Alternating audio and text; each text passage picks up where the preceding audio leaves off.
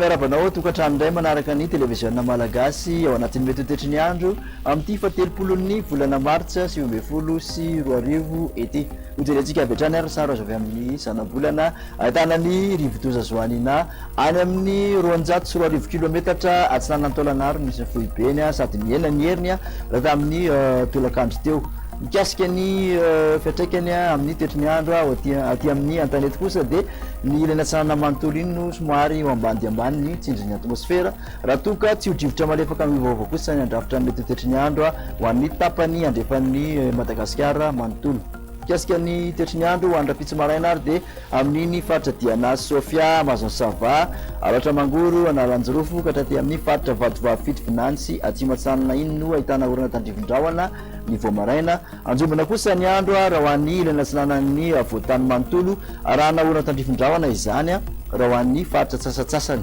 isava kosa nefa rehefa manomboka mipotra ny masoandro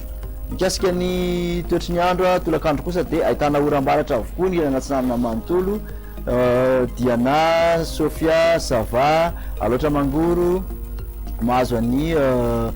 Vadovavy Fito Finantsy Atsimatsinanana ny ilana tsinanana Vakina Karatra Analamanga ary ilana tsinanan'ny Hotomatsiaritra sy Amoromani dia maina tanteraka kosa raha ho an'ny faritra 6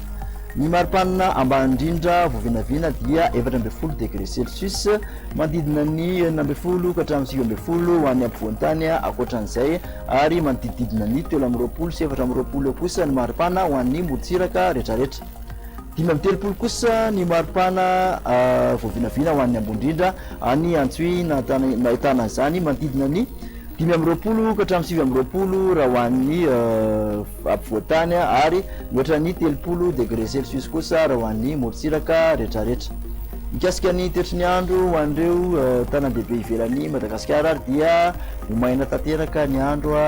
izany hoe fandimban-drahona sy masoandro ho an'ny Johannesburg, Milan, Paris, Nairobi ary Bangkok mikasika ny tetry ny andro ho an'ny nosy manodidina ny Madagasikara indray dia any La Réunion no somary ahitana orana tandrivindraona fa homaina kosa raha ho any amin'ireo nosy manodidina akoatr'izay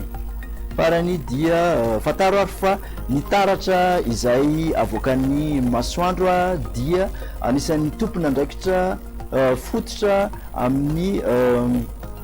toetrandro izany hoe ny climat sy koa amin'ny tranga voajanahary izay hita ety an-tanety sy any an-dranomasina tahaka ny cyclone dia izay indray no azo natolotra anao raha tamin'ity anio ity fa manasanao amin'ny manaraka indray dia veloma tompoko